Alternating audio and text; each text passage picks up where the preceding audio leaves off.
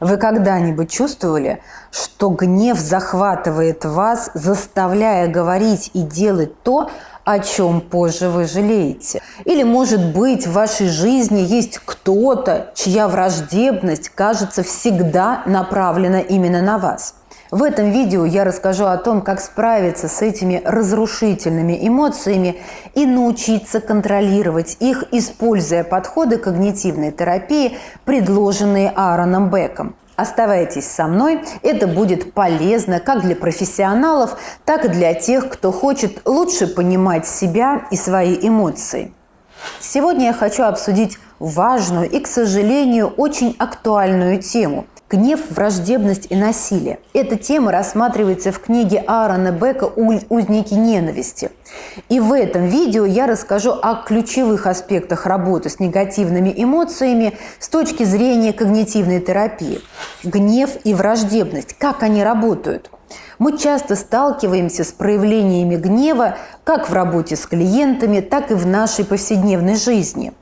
Аарон Бек, один из основателей когнитивно-поведенческой терапии, рассматривает гнев как результат искаженного мышления и автоматических негативных когниций. Эти автоматические мысли возникают мгновенно и могут сильно искажать реальность, заставляя человека чувствовать себя обиженным или атакованным, даже если в действительности ничего такого не было. Скажите, подсудимый испытывал личную неприязнь к потерпевшему? Да, испытывал. Он мне сказал, такую личную неприязнь я испытываю потерпевшему, что кушать не могу. Возьмем, например, конфликт. В конфликте люди часто проецируют свои страхи и негативные представления на других. Они вредят мне, они специально так делают, они хотят сделать мне плохо, ну и так далее.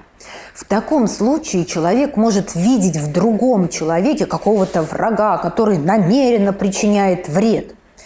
Это искаженное восприятие лежит в основе не только личных конфликтов, но и многих общественных противостояний, включая этнические и политические. Они специально, они враги. Как же помочь клиентам справиться с этими разрушительными эмоциями? Аарон Бек предлагает несколько ключевых подходов, которые помогают изменить паттерны, то есть шаблоны мышления и снизить уровень враждебности. Первое – это выявление автоматических мыслей. Первым шагом является обучение клиентов выявлять свои автоматические негативные мысли. Например, если человек чувствует гнев в адрес коллеги, важно понять, какие именно мысли этому предшествовали. Возможно, он автоматически решил, что коллега намеренно его не уважает. Второе. Рациональное переосмысление. После того, как автоматические мысли выявлены, следующим шагом является их переосмысление. Важно задать себе вопросы. Есть ли доказательства, что это правда? Или могут ли быть какие-то другие объяснения происходящему?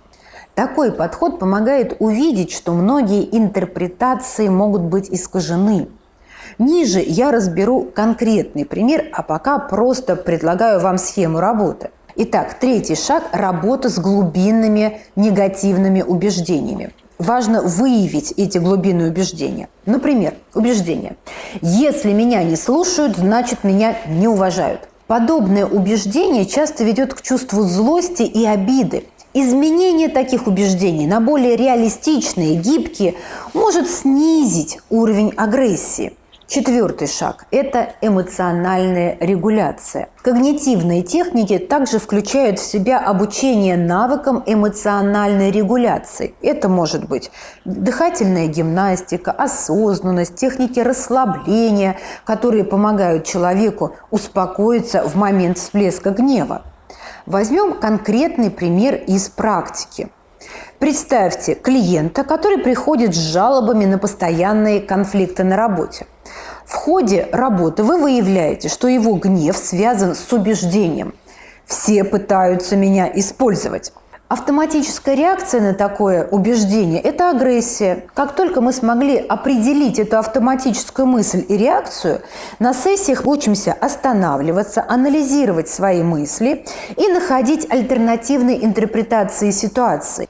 Это помогает человеку снизить уровень стресса и улучшить отношения с коллегами. И в заключение. Гнев и враждебность – это эмоции, которые причиняют вред не только окружающим, но и самим носителям этих эмоций. Работая с когнитивными искажениями и глубинными убеждениями, можно не только снизить уровень агрессии, но и улучшить качество жизни. Спасибо, что досмотрели до конца. Если вам интересно углубиться в тему когнитивно-поведенческой терапии и в работу с агрессивными эмоциями, ставьте лайк, подписывайтесь на канал и пишите в комментариях, какие темы вас интересуют.